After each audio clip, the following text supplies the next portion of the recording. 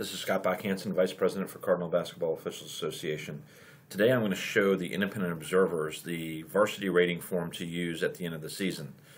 This form is very important for us to use for a number of reasons. One is it is the way for us to track your comments and information on individual officials, but also this is the way that the independent observers will get paid. By turning this in by January 28th of 2018, ensures that we will have an opportunity to pay you. So there's a couple of things I wanted to go through first regarding just how you go about doing this. And there's some generic rules, basic rules that we follow.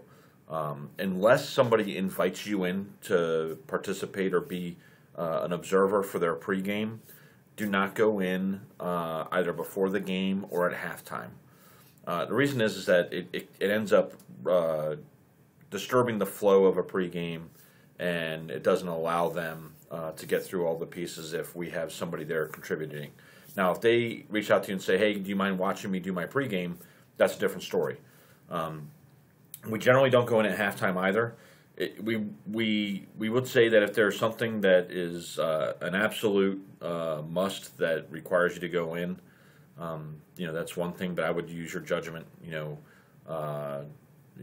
If you were the referee on the crew, would you want somebody coming in and telling you that, hey, you put the wrong shooter on the line? It's not going to make an impact. We're not going to be able to go back and change that. Statute of limitations is now probably over on a correctable error. So just use your judgment on that. I would say most people go in the locker room 50% of the time. Steve and Don tend to go in a little bit more than maybe Bob has. Bob is maybe 50-50. At the very least, they pop by and wave and say, hey, nice job. I'll send you an email. Let me know if you have any comments, after that. And then you can go about your way. Now, if you have your own form that you want to use, I know Steve uses his own form. I think Don might use a VHSL form. Bob generally keeps notes and sends them out in an email. So however you want to do that is up to you. But in order for us to get you paid and to make sure we're doing it the right way, this form has to be done for me. All right, so if you look at this form, 2017-2018, you're going to put your name up here at the top. And then for the date, you can just put 2017-2018. Or you can put the date that you're submitting it, which is hopefully the 28th of January or 27th. And you've got a chance to do all these. It'll be really important and good for you to do this as a working document as well. Okay, I'll come back to these different categories here in a minute, but down here is where you would put the official's name that you're rating, the game date, and then you'll see that there's a score for each category, and at the end it will automatically formula the average on that official for that purpose. Okay. That formula is automatically already built in. You don't necessarily need to do anything with it. So when you're doing this, if you have a score of 2 or less on any of these categories, it requires a comment. So if you have a 2 in any of these areas, you would go down here and it would say ID number. Well, the ID number is like game 1. So you would go in here and you type in 1, and the specific comments might be blew a correctable error rule, which ended up, having a big impact on the game. That's why I scored you as a 2. Okay, and then you would put, the name of the official. In this case, it would be me, but you put the name of the official in this line item here. Okay, just to make sure it's a double check for the ID and the official's name. So there are 5 categories. I'll take you through these real quick. Pre-game, post-game, communication, teamwork. You're not going to really see the pre-game. You might see the post-game. Really what we're looking for from you guys is, do they communicate with their partners well? Do they have good teamwork? Are they letting each other know, hey, I got your shooter, next one's bonus. They're aware of what's going on. They're communicating with their team. Hey, there's a sub behind you. Whatever it is, we just want to make sure that they have good communication skills and teamwork as a crew. And you can rate that individually. Appearance, court presence. Appearance obviously not my strong point. With a weight issue, but fitness is important. So we want to make sure we keep that in there. But we have guys that have great fitness that walk around the court and don't keep up with play, and we have guys that I would say that I probably fit into that aren't the epitome of what fitness should look like, but they can keep up with play.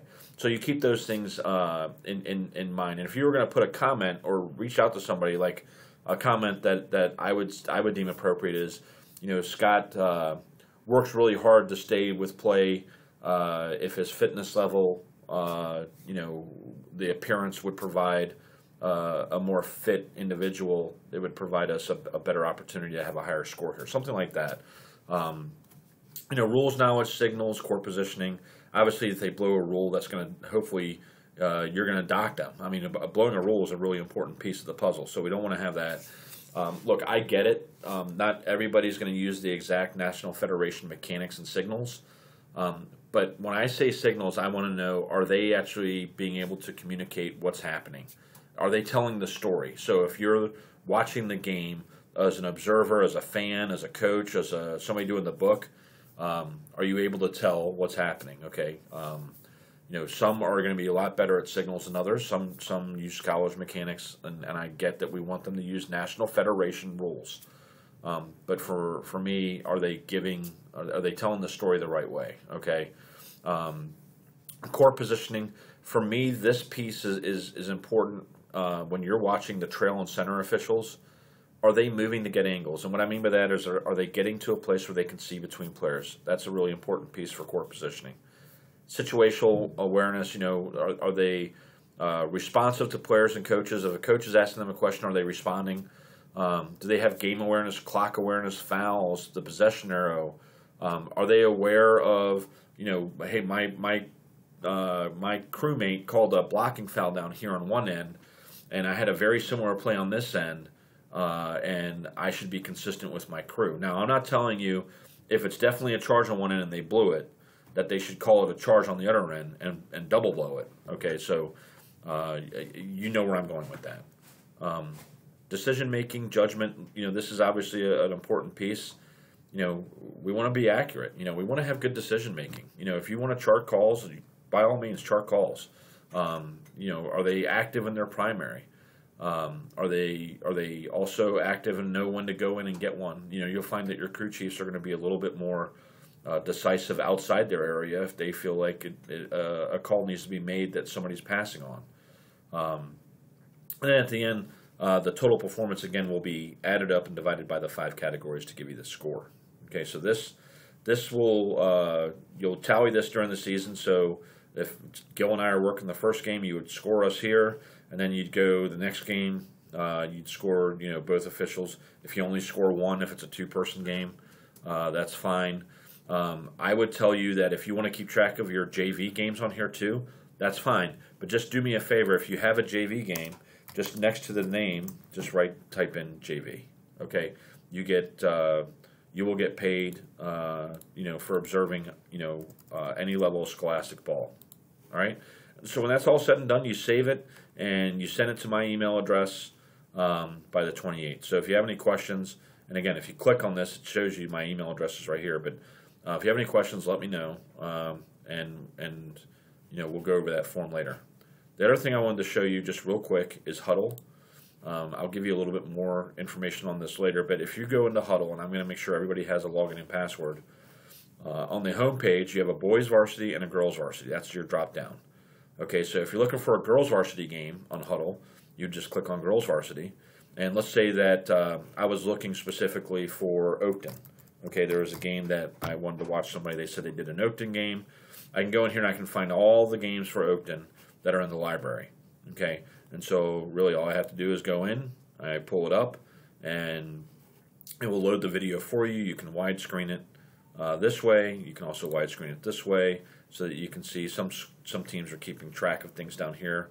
Some find that to be somewhat a challenge to keep up with, but this will give you a better opportunity to pay attention to this. So if you have any questions, on this, let me know. And again, you can write notes in here and everything. I'll give you a different video for that later.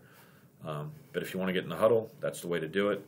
Otherwise, this form again needs to be emailed to me by the 28th of January.